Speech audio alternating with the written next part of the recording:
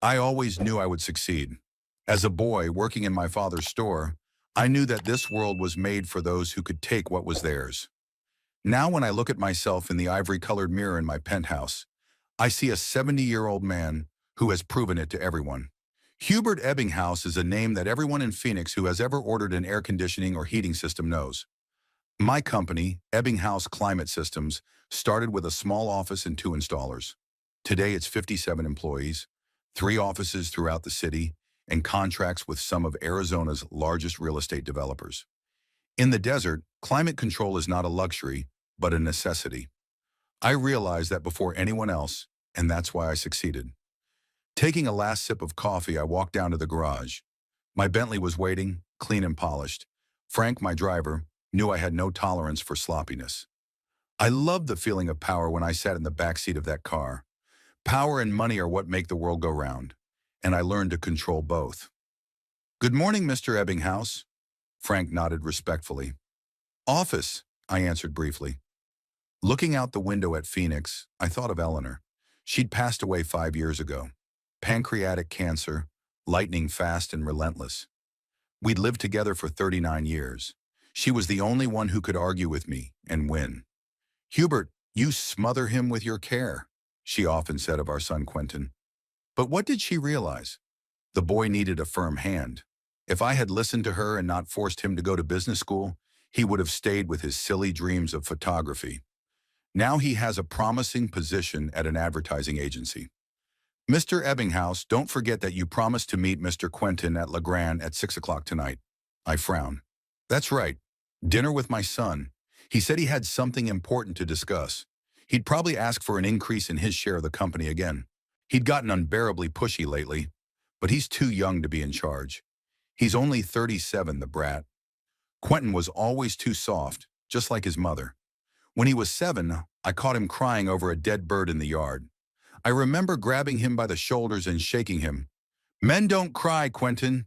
You're an Ebbinghaus, not some snot-nosed wuss.' Eleanor yelled at me afterward, but it did the boy good. At the office, waiting for me, as always, were piles of documents and decisions that no one but me could make. I never trusted others with important matters, not even Quentin, though one day it would all be his.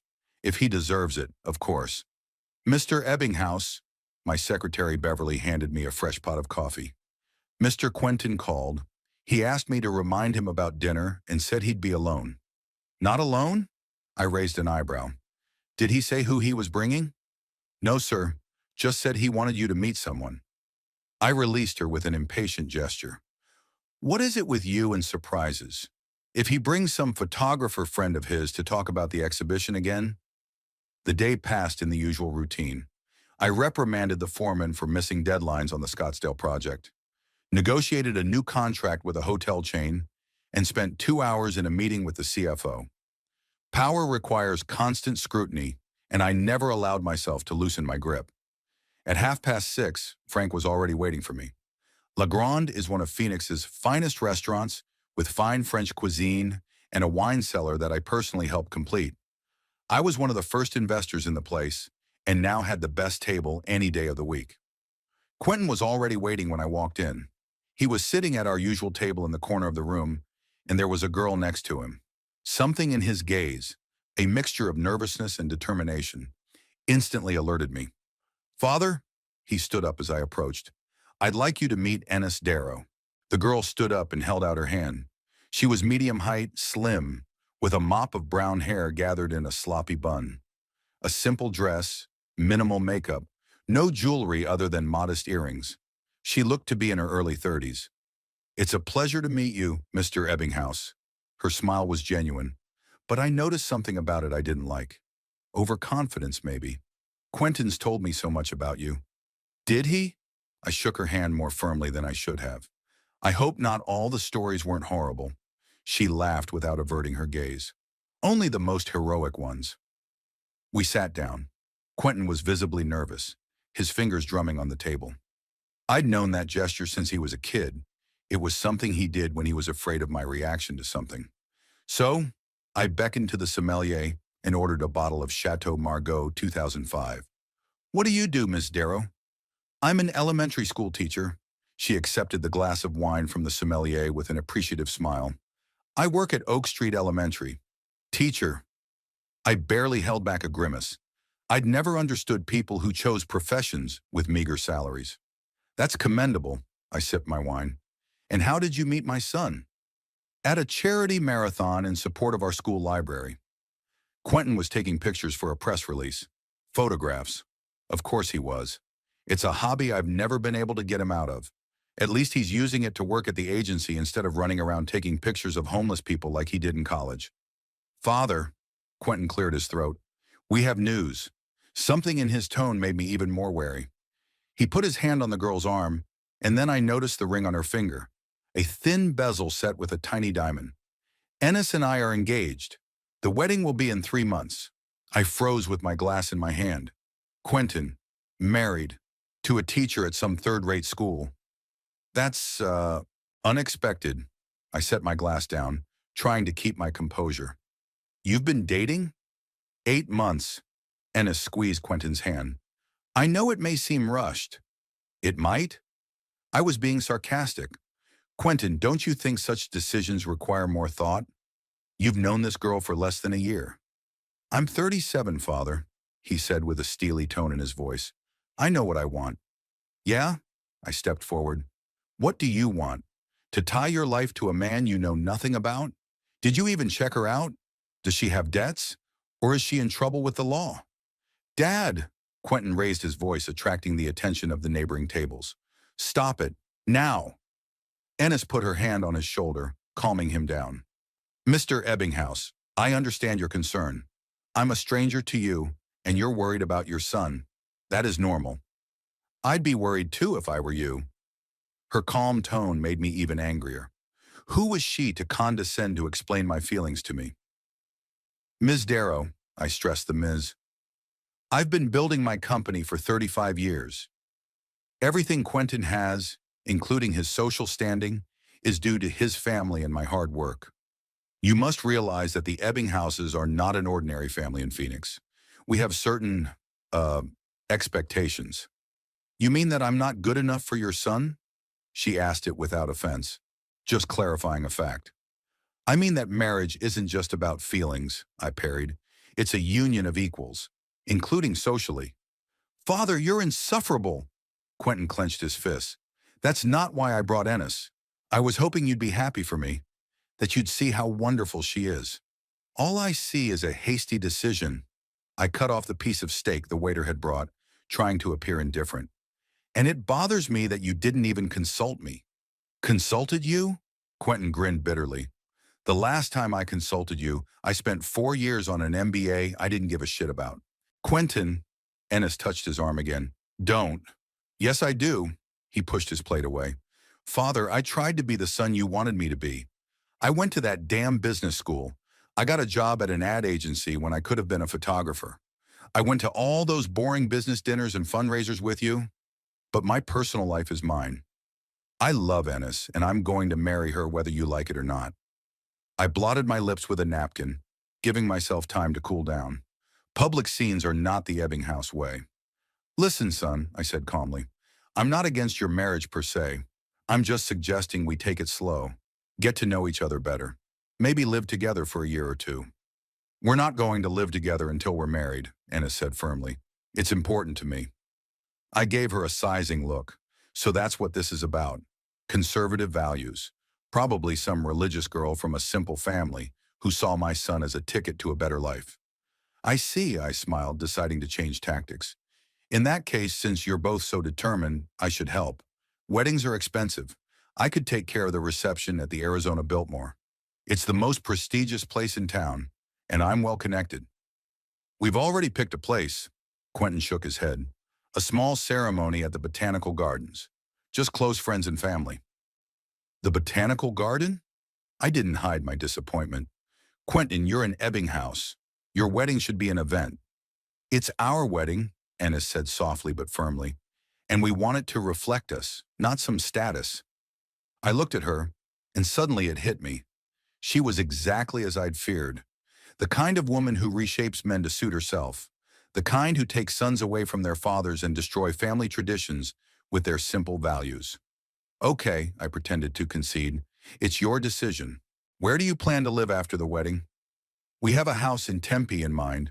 Quentin relaxed visibly, seeing that I was compromising. It's nothing fancy, but we like the neighborhood. It's got good schools. Schools. They're already thinking about kids. About my grandchildren who will grow up under this woman's influence. Wonderful, I raised my glass. In that case, I propose a toast. To your engagement. They raised their glasses in relief, but I was seething inside. I couldn't let this marriage happen. Too much was at stake. The future of my company, my family, my legacy. That night after dinner, I made a decision. I would find out everything about Enestero, and if necessary, I will do whatever it takes to protect my son from making a mistake, even if he hates me for it. As we said our goodbyes outside the restaurant, I kissed Ennis on the cheek and said, "Welcome to the family, dear." But we both knew that was a lie. The war had just begun. The phone call came at 7 o'clock in the morning. I was already awake. Over the years, my need for sleep had dwindled to 5 hours. It was Edward Price, an old acquaintance of mine, and more importantly, the best private investigator in Phoenix. Hubert, his voice sounded hoarse, like he'd been smoking cigars in a smoky bar all night. I got your message. What's the emergency? Ed, I walked over to the panoramic window of my bedroom. The early sun was already casting Phoenix in a golden glow. I need your help. Personal business. You've never asked me for a personal favor in 30 years. That sounds serious. My son, I paused, is getting married. I want to know everything about the girl he's going to marry. There was a short silence, then Edward hummed. Fathers are usually happy when their sons get married, but you've never been ordinary, Hubert. What exactly is bothering you? Everything. I sipped my coffee from the cup. Her name is Ennis Darrow. She's a teacher at Oak Street Elementary. She's in her 30s, that's all I know. I want a full background check. Family, financials, past relationships, legal problems, if any. Got it. What's the timeline? Yesterday. Hubert, he grinned. Even for you, that's too much. Give me 3 days and it'll cost. Money's not a problem, Ed. Just find something to help me open my son's eyes. After I finished talking, I sent my assistant a text telling her to cancel all my appointments for the morning. I had more important things to do today than business. At 9 o'clock, I was already sitting in the office of Mortimer Blake, one of Scottsdale's top realtors. On the desk in front of us were brochures with pictures of luxury homes. This Paradise Valley mansion, Mortimer pointed to glossy pictures of a modern glass and stone building, has 4 bedrooms, a heated pool, a tennis court, and a wine cellar. Panoramic views of the Camelback Mountains, $4.5 million. I flipped thoughtfully through the pages of the brochure. The house was impressive, exactly what I wanted for my son. His future wife would no doubt realize what kind of life I could provide for them. What about the lot? Almost an acre of land. Fully landscaped automatic sprinkler system. There's a guest house. Your grandchildren could play there. I wince involuntarily. Kids. Yes, of course they would. And that's another reason why I have to act fast. My grandchildren should not be raised by a woman after money. I'll take it. Get the paperwork ready. Also, I want this to remain confidential. It's a wedding present. With the house out of the way, I moved on to the next step in the plan. At the Elite Vacations travel agency, I was greeted like an important client. I'd spent a lot of money here over the years on trips with Eleanor. Mr. Ebbinghaus, smiled Vivian, the agency's director. What a pleasure to see you again. What can we do for you? A honeymoon for my son. I want something special. Europe, maybe Asia. Top hotels, private guides, everything's top-notch. Her eyes lit up. She sensed a big commission. We've got just the perfect tour. Paris, Venice, Santorini, and the finale in Dubai. 2.5 weeks, presidential suite, personal concierge for the entire itinerary. Sounds good. How much? $180,000 for 2, all-inclusive. I'm in. Book it for July, right after the wedding. On the way to the office, I thought about my plan. A house and a luxury honeymoon weren't just gifts. They were golden handcuffs. Quentin would be grateful, and his fiancée, well, either she would realize where she belonged in this family, or she would show her true colors when she saw what she could lose. I got a call from Quentin this evening. Dad, we need to talk about the wedding. Of course, son. I was just about to discuss some ideas with you. An hour later, he was in my office. I deliberately didn't suggest a more informal meeting. I needed the home field advantage. Drink? I pointed to the bar. No thanks, I won't be long. He sat on the edge of the chair, tense as a string. He'd been looking like that around me more and more lately. I spoke to the wedding planner, I began. She can clear the Biltmore for us on the date we need. If Ennis insists on the botanical garden for the ceremony, we can have the reception at the hotel afterward. Quentin frowned. Father, we've already decided. Everything will be in the garden. And the reception too. There's a great covered terrace.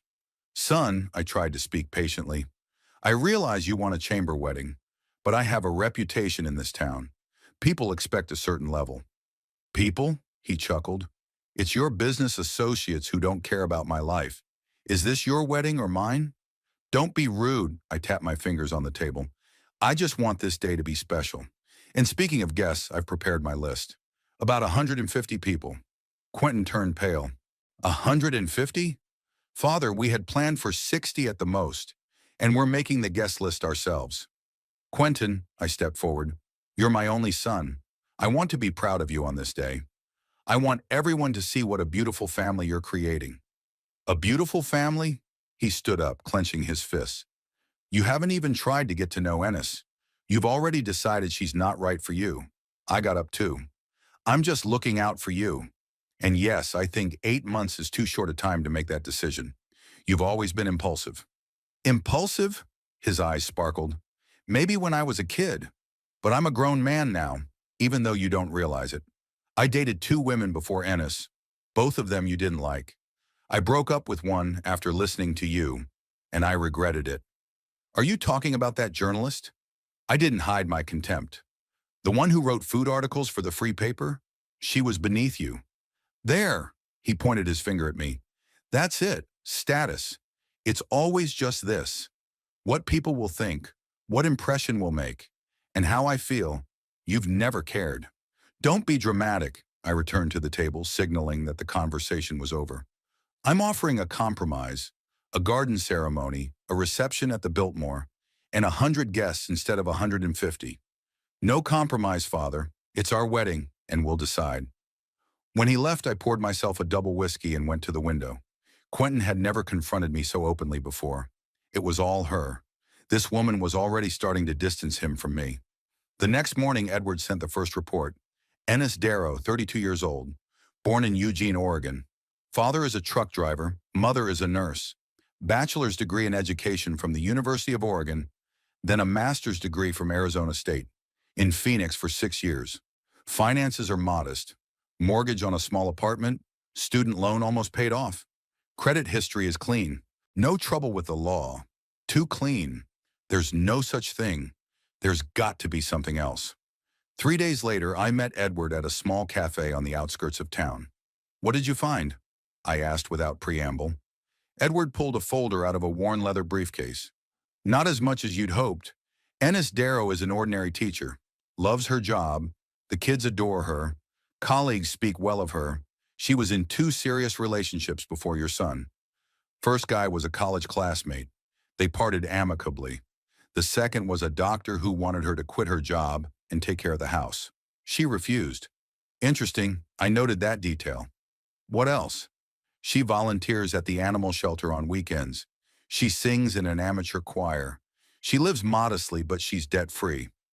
The only thing I can point out is she had a brief period of depression after her mother died 3 years ago. She saw a psychologist for a few months, but that's a normal reaction to the loss of a loved one. I was irritably flipping through the report. Ed, is that it? No skeletons in the closet? Not a single compromising photo? He shrugged. I'm sorry, Hubert. I was digging deep. She does seem like a good person.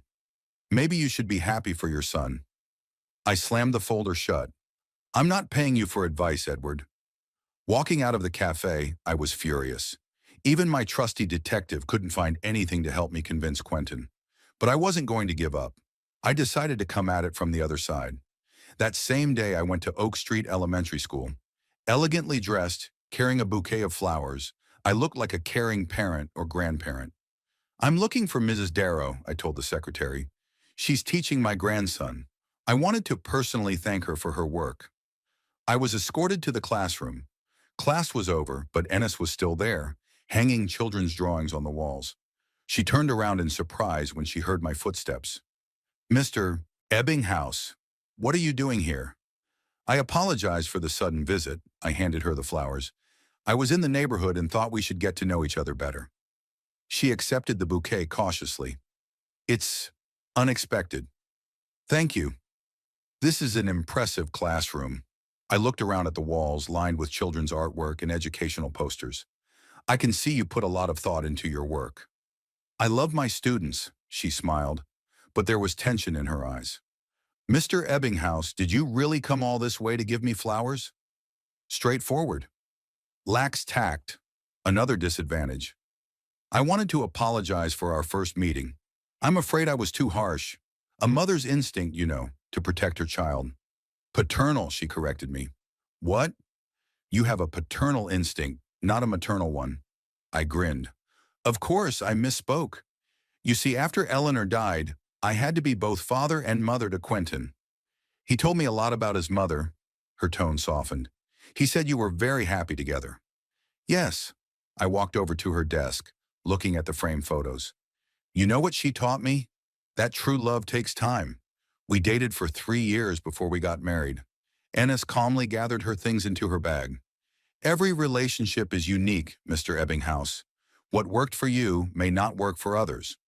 Of course, I paused. "I just want you to understand that I'm not against you personally. I care about Quentin." "So do I," she looked me straight in the eye. "And I think we both want him to be happy." "Absolutely. That's why I wanted to talk to you about the wedding. I've prepared a few surprises for both of you." She straightened warily. "What kind of surprises?" "Well," I smiled, "I'll just say that after the wedding, the housing issue will be solved for you, and the honeymoon will be unforgettable." Ennis placed the flowers carefully on the table.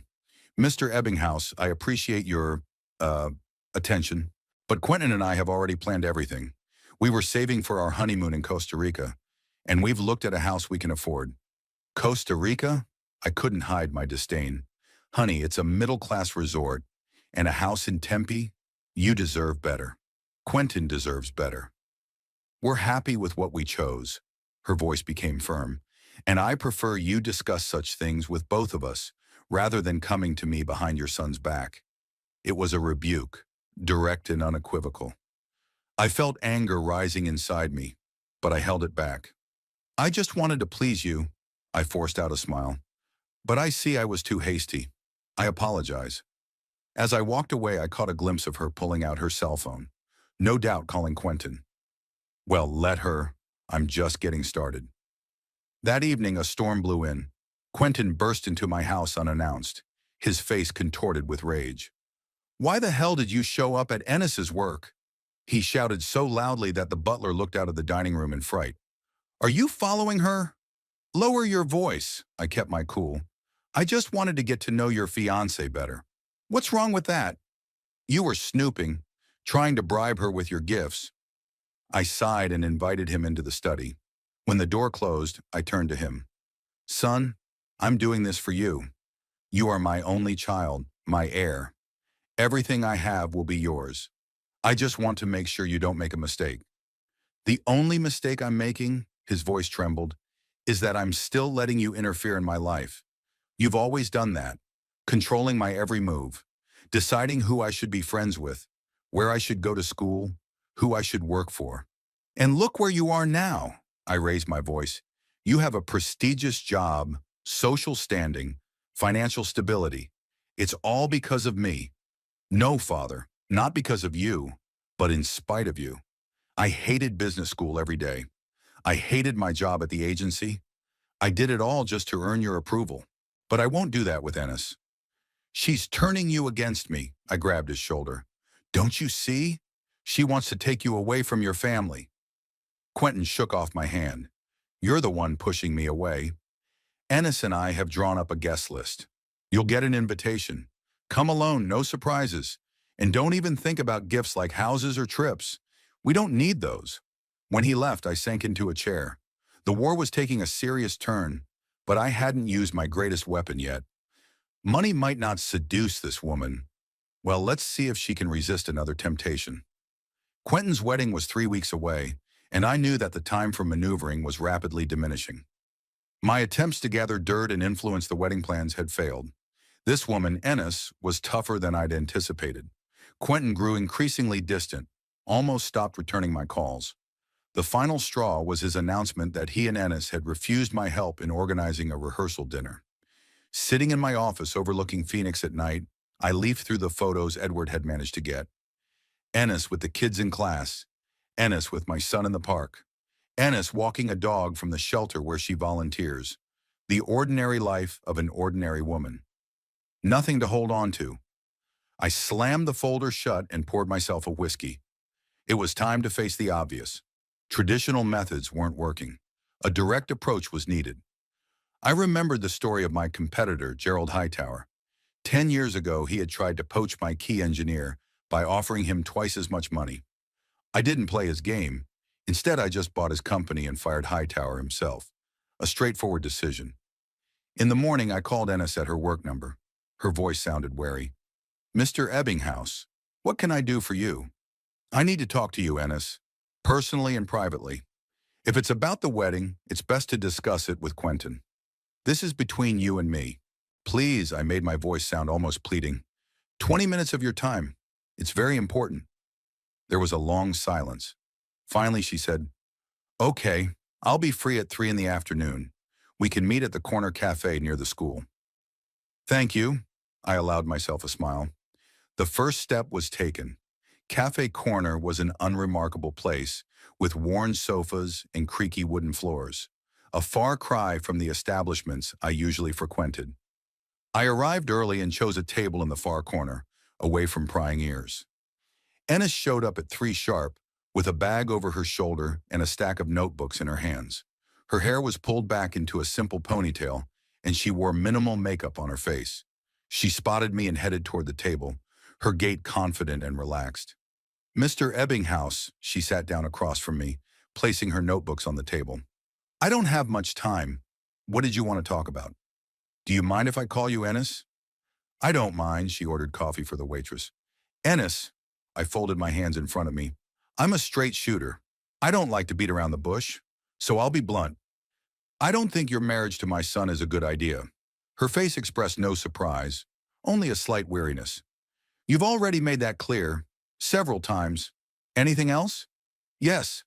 I opened my briefcase and took out an envelope. "Here is a check for $500,000. It's yours if you break the engagement." I put the envelope on the table and pulled it toward her. Ennis didn't move, only her fingers tightened slightly around the coffee cup. "Are you offering me money to leave the man I love?" "I'm offering you financial independence," I stepped forward. "Think about it. 500,000. You could buy a house, travel, maybe open your own school, everything you've ever dreamed of. And Quentin will eventually meet someone more." "Right for him." Her eyes narrowed. "Shari, right for him by your standards?" "By objective standards," I shrugged. "Quentin will inherit a substantial fortune. He needs a woman who understands the business world, the social life, someone who will help him build on what I've created, not pull him back." Ennis finally took the envelope, but only to return it to me. "Mr. Ebbinghaus, I understand that you care about your son, but you're wrong about 2 things. First, I'm not pulling Quentin back. I'm supporting his dreams. Real dreams, not the ones you've imposed on him. Secondly," she placed the envelope in front of me, "you seriously underestimate the amount of money that could make me give up on love." I smiled. "So we just didn't agree on a price? Name your sum, Ennis. 1 million? 2? She shook her head and stood up. "No, Mr. Ebbinghaus, we did not agree on what was truly valuable. And though you may not believe it, there are some things you can't buy." "Everything can be bought." I stood up too. "It's just a question of price. Think again. This check is your lucky ticket. No one will ever know about this conversation. Tell Quentin you realize you're not ready for marriage. He'll grieve and forget." "Why do you think Quentin chose me?" she asked me out of the blue. I was caught off guard. "What? Why, of all the women in Phoenix, did he choose a humble teacher? Not a socialite, not a businesswoman, not the daughter of your rich friends?" I shrugged. Perhaps it was a form of protest, a desire to annoy me. Ennis smiled sadly. That's why you're going to lose, Mr. Ebbinghaus. You don't know your son. You don't know what he really wants out of life. He didn't choose me to spite you. He chose me because I let him be himself, not what you want him to be. She picked up her notebooks. I won't tell Quentin about this conversation, not out of fear and not because of the money, but because it would break his heart to know how low you're willing to stoop to control his life. Goodbye, Mr. Ebbinghaus. I stared after her, feeling the rage boiling up inside. Who is she to lecture me about my own son? I've known Quentin since his first breath. I raised him, gave him everything. She's known him for a measly 8 months, and she thinks she understands him better than I do? I was so immersed in my thoughts that I didn't notice the man standing at the entrance to the cafe. It was only as I was leaving that our gazes crossed. My assistant at Quentin's agency, Melanie. She quickly averted her eyes, but I realized she'd seen me and Ennis. And if she knows Quentin as well as I do... 3 hours later, my phone exploded with calls. First, Quentin called. I didn't answer. Then the receptionist switched the call from a number I didn't recognize. Mr. Ebbinghaus? Ennis' voice was strained. You need to speak to Quentin. He's furious. You told him... It wasn't a question. No, Melanie saw us at the cafe. She innocently mentioned it and Quentin. He knows you too well. He guessed. And now what? I felt my heart beat faster. Are you going to tell him about the money? No, she sighed. I lied. I told him you asked me to convince him to change the venue. He didn't believe me. He's on his way to see you now. Please don't make things worse. She hung up. I poured myself a whiskey and waited. It didn't take long. 20 minutes later, Quentin burst into my office without even letting the butler announce his arrival. How long? His face was contorted with anger. How much did you offer Ennis to get her to leave me? I calmly sipped from my glass. I don't know what you mean. Stop lying. He slammed his fist on the table so that my glass bounced. Melanie saw you at the cafe. Ennis said you were discussing a wedding venue. But I know you, Father. You offered her money. I looked my son straight in the eye. What if I did? What if I was just checking to see if she really loved you and not your money? My money? Quentin laughed bitterly. I don't have any money, Father. There's only your money, which you wave around like a leash. And you know what? Ennis understands that. She sees right through this family. And what does she see? I couldn't hide my sarcasm. Toxicity, control, manipulation. The whole show of caring when all you really care about is power. I stood up, feeling the blood rush to my face. Don't you dare talk to me like that. Everything I've done for you. So you wouldn't make the mistake of committing your life to the first woman you meet. She's not a first-timer. Quentin raised his voice. She's the only one who made me feel free. You know what we did last weekend? We took pictures of old abandoned buildings on the outskirts of town. I showed her my work that I've been hiding from you for years. And you know what she said? That I should have an exhibition. That I'm talented. Unlike you, she sees me, not her expectations. I shook my head. That's fine. She supports your hobby. But who will provide for your life? Pictures of abandoned buildings? What will you live on when the children are born? I have a job, Father. A good job, even if it doesn't make me happy. And Ennis works too. We're not poor. You're living paycheck to paycheck. I didn't hide my contempt. Like, ordinary people. You're Ebbinghaus, damn it. You were supposed to lead my company, expand my empire. Quentin shook his head. You know, up until now, I was still hoping you'd change. That you'd see how wonderful Ennis is and accept her. But now, he pulled out his cell phone and started typing something. What are you doing? I'm writing you a message. Official, he said slowly, enunciating each word clearly.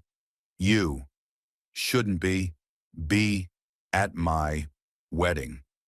I heard the sound of an incoming message on my phone. Reluctantly, I looked at the screen. You're not supposed to be at my wedding. You can't be serious. I took a step towards him. I'm your father. You were. Quentin headed for the door. Until today. Something shattered inside me. A wave of cold rage flooded my mind. I grabbed my phone and typed a reply. I don't have a son anymore. He stopped in the doorway, staring at the screen of his phone, then slowly turned around. You know, Father, for the first time in our lives, we agree. You really don't have a son anymore. When he left, I sank into my chair, feeling strangely empty. Suddenly, my gaze fell on a folder of papers for the mansion I planned to give them as a wedding gift. Next to it lay the honeymoon brochures. I swept it all to the floor with a single flick of my hand. It took me less than an hour to cancel their honeymoon payment, another half hour to contact my realtor. Mortimer, this is Hubert Ebbinghaus, that mansion in Paradise Valley. Put it on the market immediately. But you said it was a gift. Circumstances have changed, I cut him off. I want $4.5 million. No bidding. I called Frank and drove to the bank. I had to check the will, the trust fund, any documents that mentioned Quentin. As we drove through evening Phoenix, I looked at the luxury homes floating by and thought about how, for the first time in my life, I felt truly alone. Eleanor was gone. My son was gone. At the bank, I was met by my longtime lawyer, Simon Wells. His eyebrows went up when I explained why I'd come. Hubert, are you sure? Disinheriting your son is a big step. I'm absolutely sure. I handed him the file. I want to change my will. All my property, company shares, bank accounts are to be transferred to the Eleanor Ebbinghaus Charitable Trust. Simon began to prepare the documents, while I sat in the leather chair and looked out the window at the city at night. My city. I built an empire here from the ground up, and in the back of my mind, I always thought Quentin would appreciate it one day. Realize what a precious gift I was about to give him. Sat, the papers are ready. Simon placed a stack of papers in front of me. I signed where he indicated. With each signature, I felt the thread that bound me to my son break. One last stroke of the pen, and it was done. Quentin Ebbinghaus was officially no longer my heir. What now? Simon asked when we had completed the formalities. I looked at the picture in my wallet. Little Quentin on Eleanor's shoulders, both of them laughing, looking through the lens.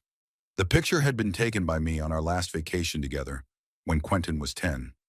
Now, I closed my wallet. Now I'm going to live for myself, for the first time in my entire life. Back home, I poured myself a whiskey and stepped out onto the balcony. The Phoenix summer night was warm, and the air smelled of desert and orange blossom trees. I pulled out my phone, opened the text message from Quentin, and reread it again. You shouldn't be at my wedding. Then my own reply, I don't have a son anymore. I suddenly wanted to dial his number, to hear his voice, to tell him I'd overreacted, but my pride wouldn't let me. I turned away from the city, my city, and walked into an empty house. A long night lay ahead. It had been a week. I didn't leave the house anywhere, worked remotely, canceled all my appointments. Not out of depression or despair. I, Hubert Ebbinghaus, am not prone to such weaknesses. I just waited, waiting for Quentin to come to his senses and apologize. I've had conflicts in my life before. With business partners, with employees, even with Eleanor, there have been serious disagreements. But always the other side was the first to reconcile. Because I was right, and I was right now too. I just wanted to protect my son from a mistake that would ruin his life. On Wednesday during dinner, I heard Beatrice, my housekeeper, talking to someone in the hall. A woman's voice, quiet and polite. I tensed. Did Ennis have the nerve to come to my house? Mr. Ebbinghaus, Beatrice looked into the dining room. You have a visitor, Miss Darrow. She says she wishes to hand you an envelope in person. Tell her I'm busy. I cut off another piece of steak without looking up. She said she wouldn't leave until she handed it over, sir, and that it was about your son. I set the utensils aside and wiped my lips with a napkin. All right then. Show her into the office. I'll be there in 5 minutes. I made her wait 15 minutes on purpose. It's an old trick, showing a man his place, letting him know that your time is more valuable than his. When I finally entered the office, Ennis was sitting in the visitor's chair, calmly going through some papers in her bag. She didn't look nervous or annoyed by the wait.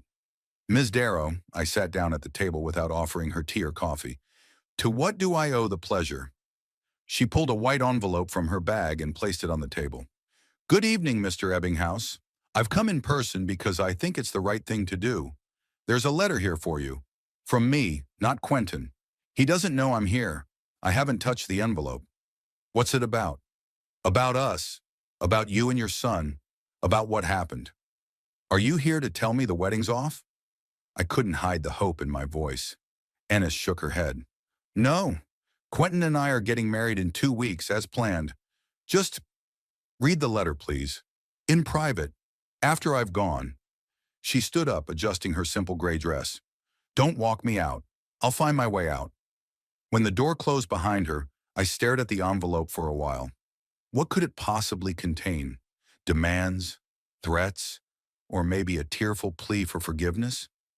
I was curious, but I forced myself to wait another 10 minutes before I opened it. Inside was a doubled folded sheet of paper. Neat handwriting. I began to read. Dear Mr. Ebbinghaus, I have long thought about whether I should write to you, and I have decided that I must do so, if not for your sake, then for Quentin's sake, whom I love with all my heart. First, I want you to know that it was never my intention to destroy your relationship with your son. On the contrary, when we first started dating, I was struck by how often and with what respect he spoke of you. Your determination, your intelligence, your business acumen. He admired you, though I don't think you noticed it. But gradually I saw the other side. The way he tensed up when your phone rang, how his voice changes when he talks to you. It becomes formal, strained. Once, when we were planning a weekend trip, he said a phrase that clarified a lot for me. Let's not tell my dad.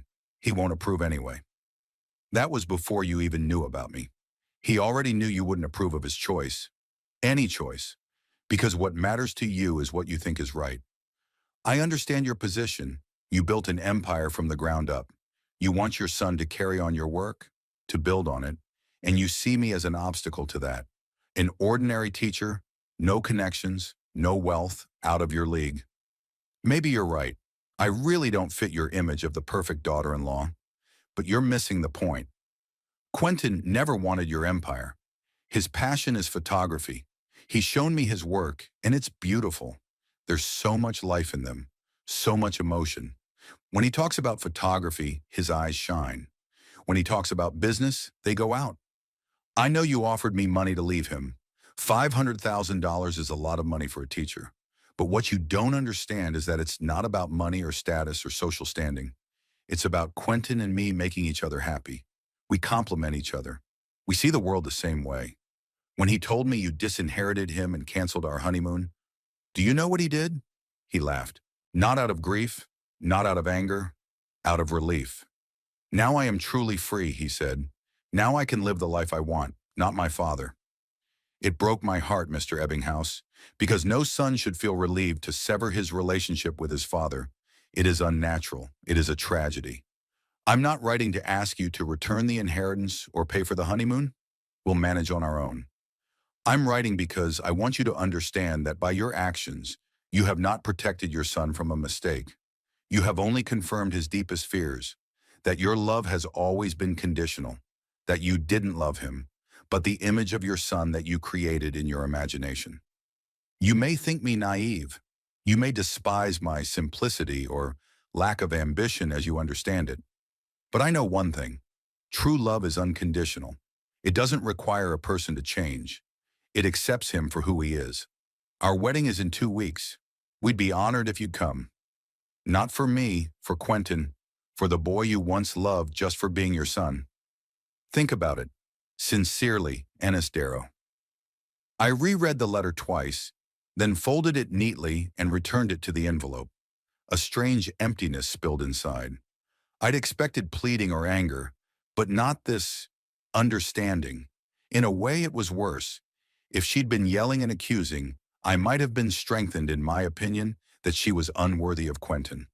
But her calm, reasoned tone made me feel wrong. No, that's impossible. I'm not wrong. This woman is just a skillful manipulator, playing on my feelings for my son.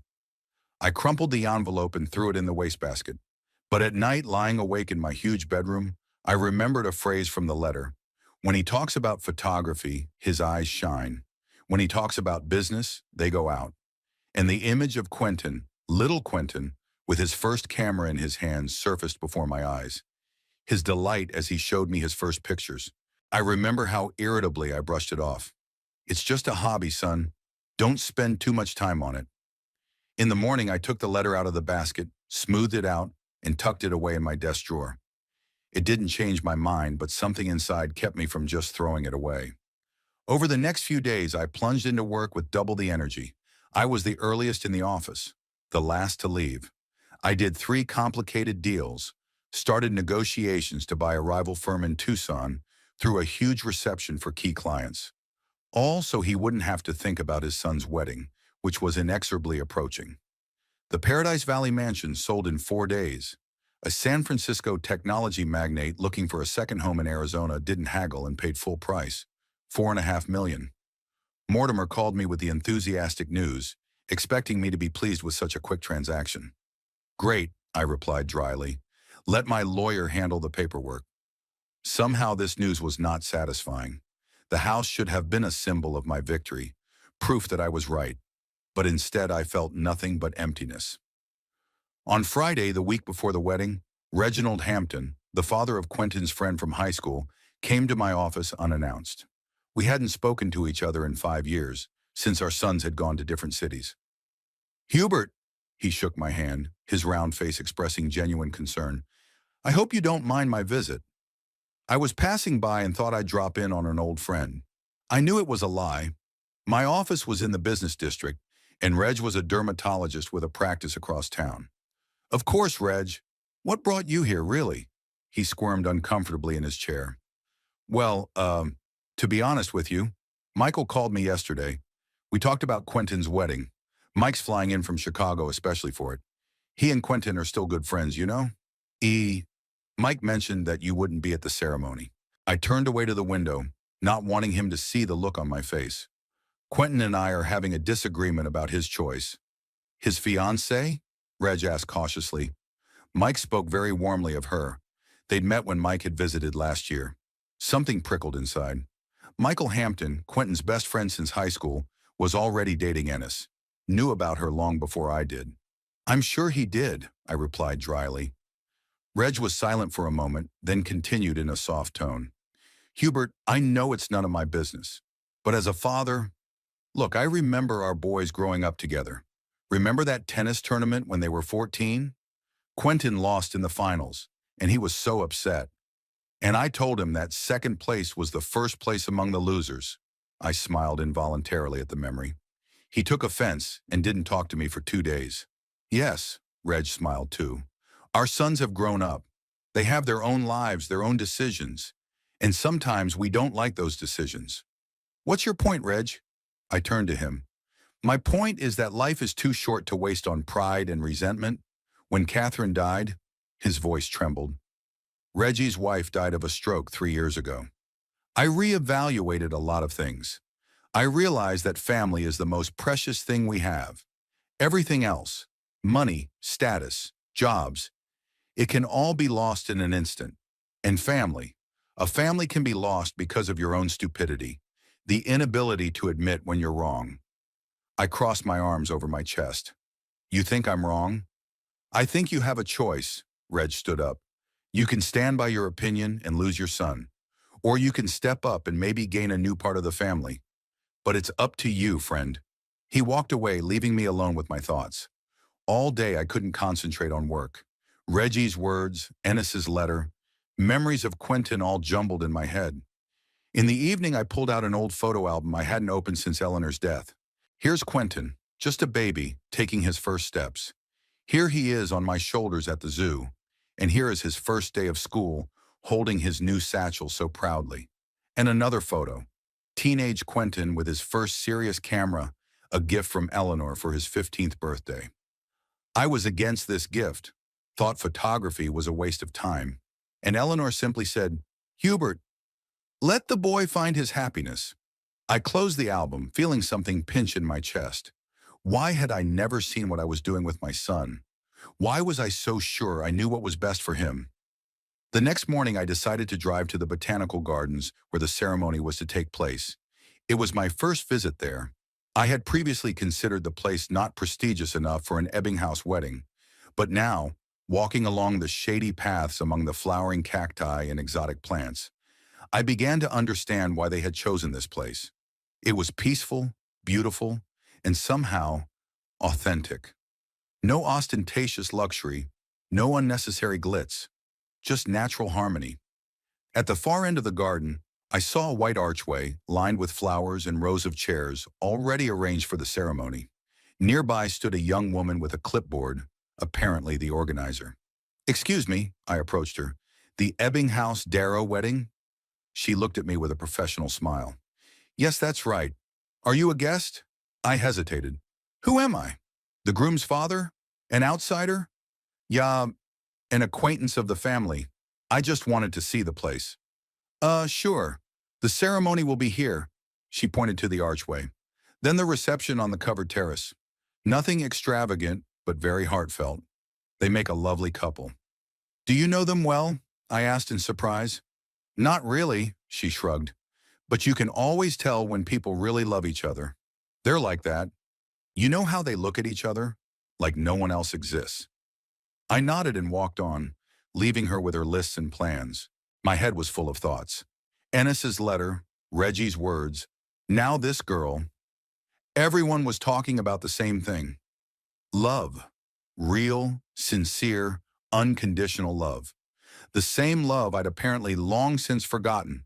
When I got home, I sat down at the table and took out a blank sheet of paper.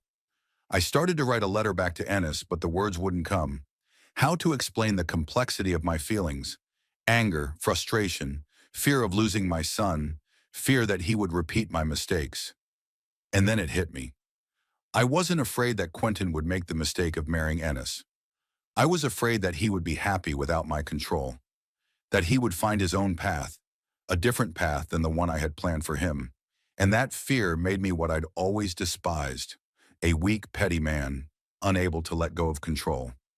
I crumpled the sheet and threw it away. No, the letter wouldn't help. Something more meaningful was needed. Something that would show that I understood the lesson Ennis was trying to convey with her letter. But first I had to make a decision, the most important decision of my life. Go to my son's wedding, despite our conflict, despite my pride, or stand by my opinion and lose him completely? I closed my eyes, imagining Eleanor. What would she say? I could almost hear her voice. "Hubert, you are the most stubborn man I know, but you've never been a fool. Don't become one now." Quentin's wedding day began for me as usual, at 6 o'clock in the morning sharp. The habit I'd developed over the years of waking up without an alarm clock hadn't changed.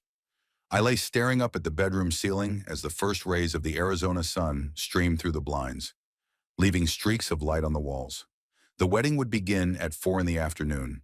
That fact throbbed in my mind like an annoying migraine. I hadn't received an invitation. Of course I hadn't. The last words exchanged with my son were text messages.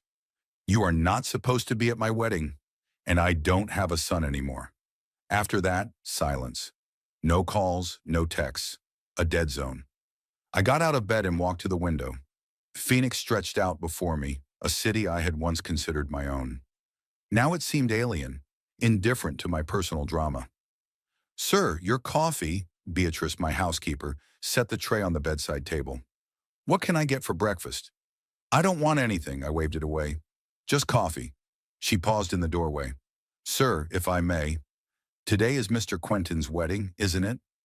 I turned around sharply. "How do you know?" Beatrice was embarrassed.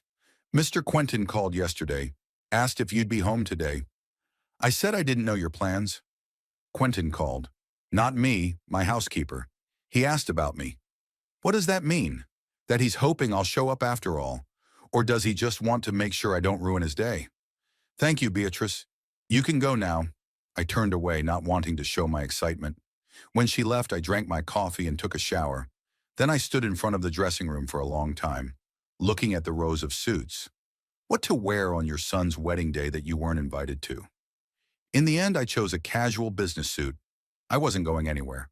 I was just used to dressing appropriately, even if I spent the day at home. At 9 o'clock in the morning, Mortimer, my realtor, called. "Hubert, there's an update on the Paradise Valley house. The new owner wants to change the contract. Can we meet today?" "I can't today." I didn't explain why. "Tomorrow?" "Tomorrow's fine. 10 o'clock in my office." As I hung up the phone, I thought about the house that was going to be a wedding present. $4.5 million. Quentin had no idea what I was preparing for him, and now the house was going to some tech mogul from California. The morning dragged unbearably slow. I tried to work, going over reports, answering emails, but I couldn't concentrate. My thoughts kept returning to the botanical garden, where the organizers must have been bustling around decorating the ceremony site. At noon, I couldn't take it anymore and called Reg Hampton. Reg, it's Hubert. Are you going to the wedding? Yes. I could hear the surprise in his voice. And you, decided to go? No. I didn't say anything. I was just wondering. How's Michael? I haven't seen him in a while. Michael flew in yesterday. He and Quentin and some other friends had a little bachelor party. Nothing fancy, just dinner and poker at someone's house. I felt a pang of envy. Michael Hampton, Quentin's childhood friend, would be by his side on the biggest day of his life. I, his father, would not. Tell him I said hello. I didn't know what else to say. Hubert, Reggie's voice became serious. It's not too late to change your mind. You could have just come. So? I grinned wryly. Stand up in the middle of the ceremony and say I object to the marriage? Or just be happy for your son? Sit quietly in the back row. Show that family is more important to you than pride. It's too late for that, Reg. Too much has been said. After the conversation, I went down to the garage and got in the car. I couldn't stay home a minute longer. Without a definite destination, I drove through the city, through the business center, past my office, through residential neighborhoods. As I drove past Oak Street Elementary School, where Ennis worked, I involuntarily slowed down. The school was empty on this Saturday, but I imagined Ennis walking through the hallways, smiling at the children, patiently explaining math or spelling. What did my son see in her? I still couldn't figure it out. She was so ordinary. No great beauty, no wealth, no social connections. Just a teacher with kind eyes and a calm voice. And yet she gave Quentin something I couldn't. By 3 p.m., I was back home. The feeling of loneliness wouldn't let go. I poured myself a whiskey, though I did not usually drink during the day. The hands of the clock moved unbearably slowly. At 4 o'clock, I sat in my study, looking out the window. The wedding had begun. Quentin is now standing under an archway covered with flowers, waiting for his bride. Music is playing. Friends and family have gathered. Everyone's happy. I imagine what it would have been like if I'd been there. I could sit in the front row like a father of the groom. I could have looked proudly at my son as he said his vows. I could toast at the reception. To my son and his beautiful wife. Instead, I sat alone in an empty house, with a glass of whiskey and bitterness in my mouth. The phone rang unexpectedly loud, breaking the silence. The number for Simon Wells, my lawyer. Simon? I answered, surprised by his call on a Saturday. Hubert, I apologize for disturbing you on your day off. His voice sounded unusually soft. I'm calling, well, let's say as a friend, not as a lawyer. It's your son's wedding today, isn't it? I didn't say anything. Simon continued. I remember you coming in a week ago to change your will, and I thought, maybe you wanted to reconsider. I don't change my mind, Simon. My tone was harsher than it should have been. Of course, he paused. It's just, you know, my father and I didn't get along either.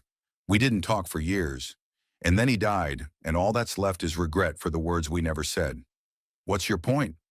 My point is that life is short, Hubert, and sometimes you have to get over your pride before it's too late. After talking to Simon, I could feel the irritation building. Why did everyone suddenly decide to lecture me? Reg, Simon, even that woman, Ennis, with her letter.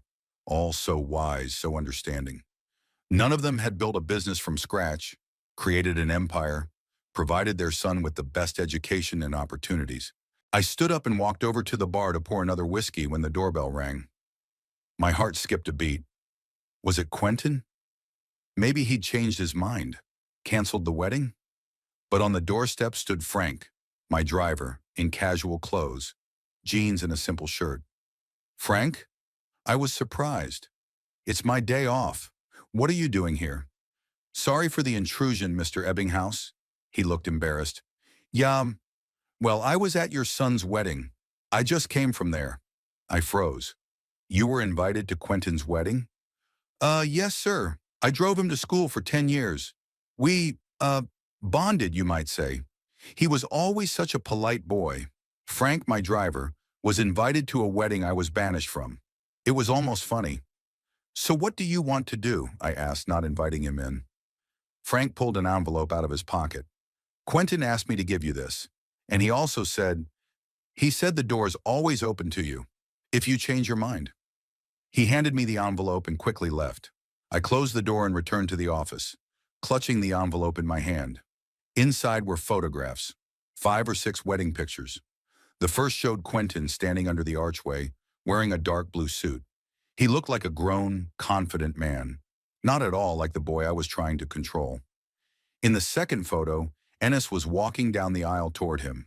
Her dress was simple, no frills, just like herself. But there was such happiness shining on her face that even I couldn't help but admire it. The third photo captured their first kiss as husband and wife. The fourth was a cake decorated with fresh flowers. The fifth was of the newlyweds dancing. And the last one? On the last was a table with an empty chair. The card on the table said, "Reserved for Hubert Ebbinghaus, father of the groom." They had left a place for me. Even after all I had done, after all the words they hoped I would come. I sank into the chair, feeling something break inside. Pride? Stubbornness? Or the wall I'd built between myself and my son? I spent the evening looking through old scrapbooks. Here's Quentin at 5, with ice cream smeared across his face. Here he is at 10, proudly holding the fish we caught together. Our only fishing trip together, which I arranged at Eleanor's insistence. Here's his high school graduation. He was already looking at me with some wariness even then. When did we drift apart? When did we stop being a family and become just people bound by blood, but not by understanding?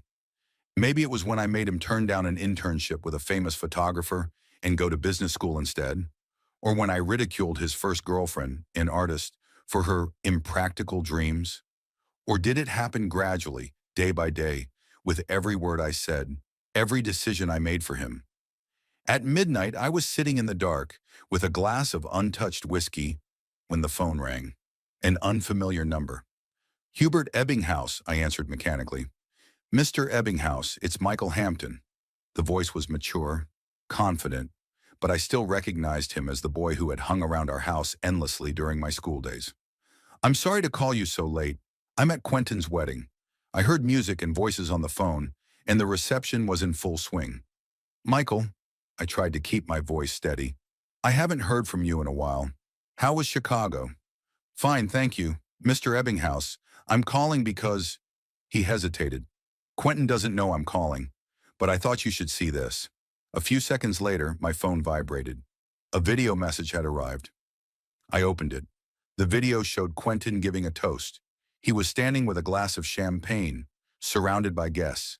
Ennis was next to him, her hand in his.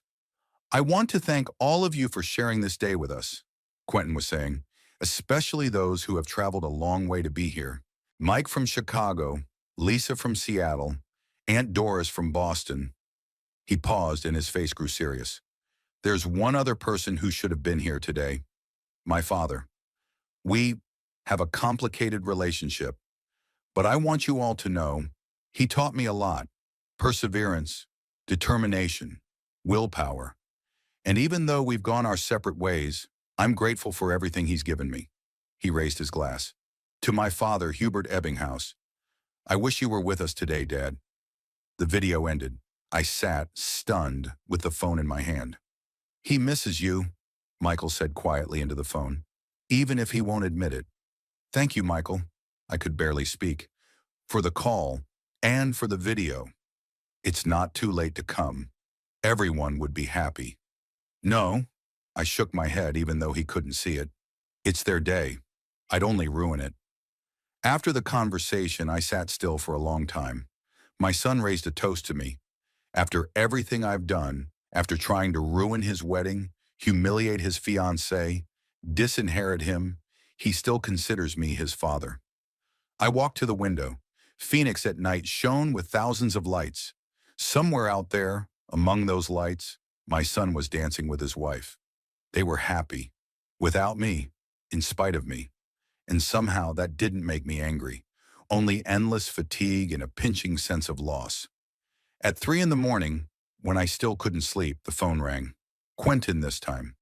Dad. His voice sounded a little drunk, but firm. Did you get the pictures? Yeah. I didn't know what else to say. I did. Thank you. I didn't know if you were going to tell me to go to hell or not, but I figured I'd take my chances. There was a pause. I could hear the music on the phone, fading into the distance. Quentin, Don't, Dad, he interrupted me. Not today. I just wanted you to know there's always a place for you. Not just at the wedding, in my life. After the call, I went out onto the balcony and cried for the first time in years. I hadn't cried even at Eleanor's funeral. I thought it was a sign of weakness. Men don't cry, Quentin. How many times had I told my son that? But now the tears were pouring, and I didn't try to hold them back. I wasn't just mourning today that I'd spent alone instead of being there for my son. I was mourning all the missed days, all the misunderstood moments, all the opportunities to say I love you that I had neglected. Quentin was happy. I could see it in the pictures, hear it in his voice. Happy with a woman I tried to buy off, with friends I thought unworthy, with a life I didn't approve of. He had built his happiness in spite of me, not because of me. And now I had to decide, would I accept that? Would I accept his choices, his path, his life as he saw it, not as I had planned it? The sun was beginning to rise above the horizon. A new day. The first day my son was a married man, the first day of his new life, and maybe the first day of my new life too. 6 months flew by. January in Phoenix was unusually cold, with the thermometer sometimes dropping as low as 5 degrees at night. To the natives, it was practically freezing, but I didn't mind the cold. I worked harder than ever. I came to the office at dawn and left at midnight. Weekends were spent at home, sorting out documents, planning new projects, optimizing business processes. Ebbinghaus Climate Systems was thriving. In the past 6 months, we had opened another office, signed contracts with 3 of Arizona's largest real estate developers, and started expanding into Nevada. The company's stock was up 30%. I should have felt satisfied, but I felt nothing. It was as if a switch had flicked inside, leaving only emptiness and mechanical movement. Get up, work, eat, sleep, repeat. Quentin and I haven't spoken since the wedding. No calls, no texts, no chance encounters. Phoenix isn't such a big city, and we used to run into each other occasionally at restaurants or business events. But now, an invisible force seemed to be pulling us apart. I could have made the first move, of course. Call, write, just come over. But something was stopping me, either pride or fear. What would I say? I'm sorry I tried to ruin your wedding. I'm sorry I offered your wife money to leave you. There are some things that can't be fixed with a simple, I'm sorry. In late January, I met Reginald Hampton at a charity event. He had aged noticeably over the months, or maybe I just hadn't paid attention before. Hubert, he shook my hand with genuine warmth. How are you? Fine, I forced a smile. Business is booming. How are you? Nothing, he sighed. My back's a little stiff, but at this age, what's to be surprised about?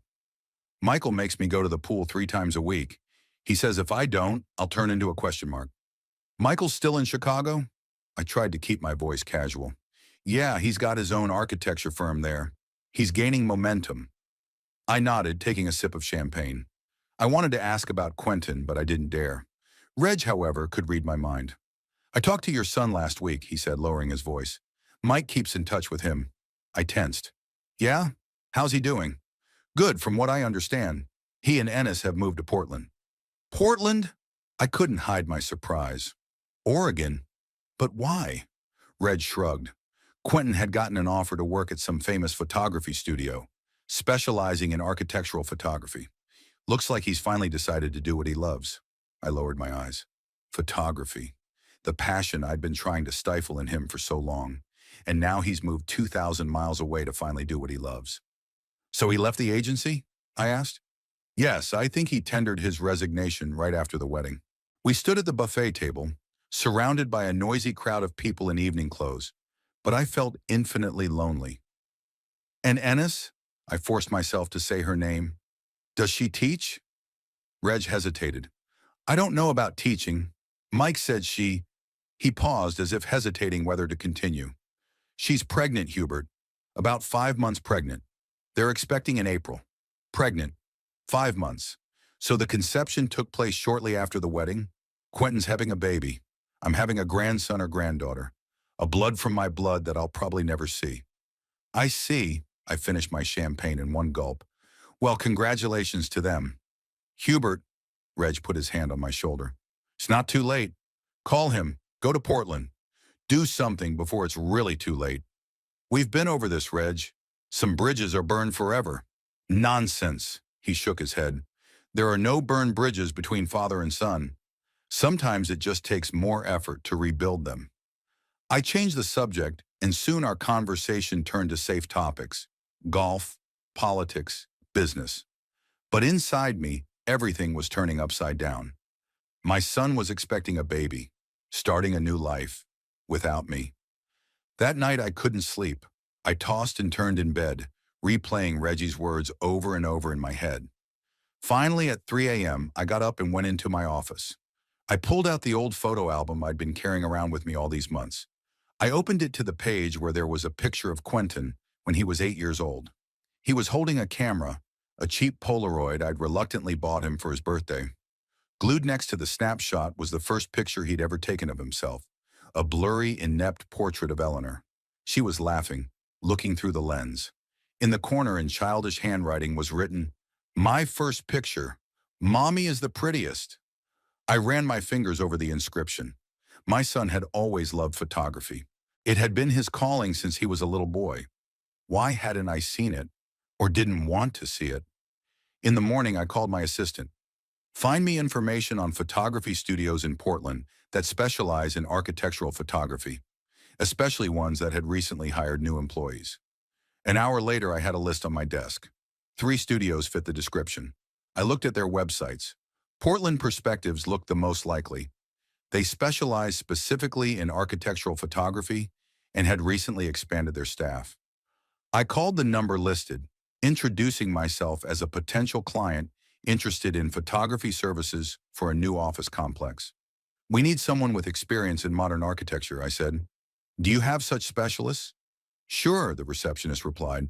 We recently got a great photographer from Arizona who specializes in such projects. Quentin Ebbinghaus. You can see his portfolio on our website. When I heard my son's name, I involuntarily squeezed the phone so hard that the plastic crackled.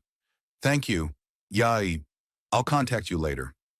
I opened said website and found the Our Team section.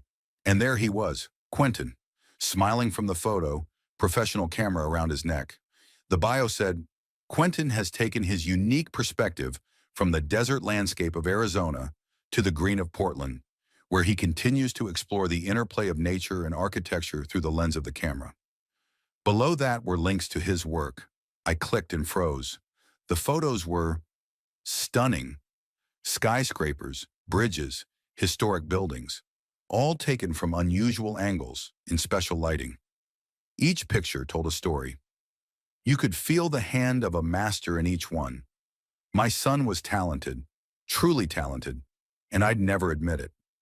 I closed the laptop and sat staring into space for a long time. Then I called the front desk, cancel all my appointments for the rest of the week, and book a flight to Portland tomorrow. I didn't know what I'd tell Quentin if I found him. I didn't know if he'd even want to see me, but I had to try.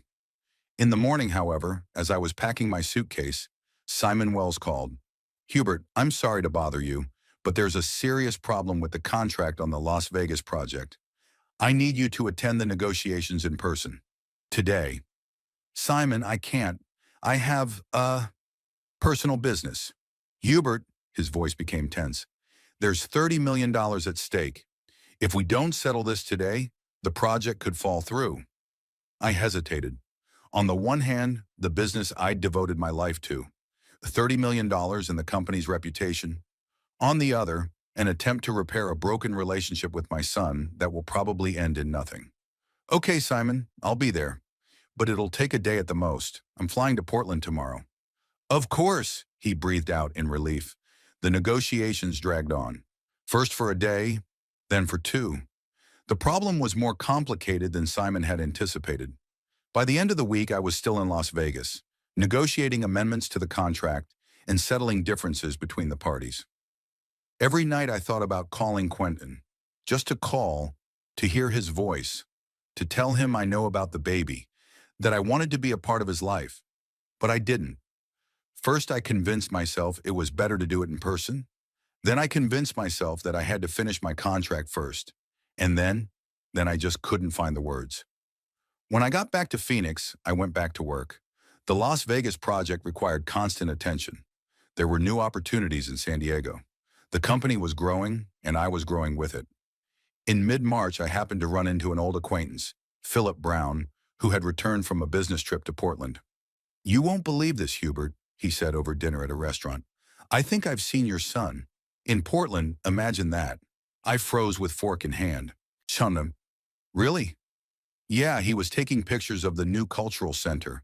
The building turned out impressive, I'll tell you." I wasn't sure at first, but then I heard someone call him by name.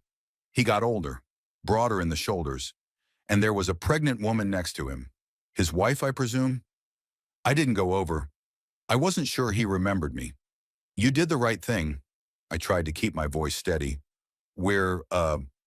We're not on the best of terms right now." Philip nodded understandingly. "Parents and children. It's a timeless story. But you know, looking at them, I thought they seem happy. Really happy. Not the glossy happiness we see on billboards, but sincere, quiet happiness." I didn't answer, but his words stuck in my head. Happy. Without me, my money, my influence.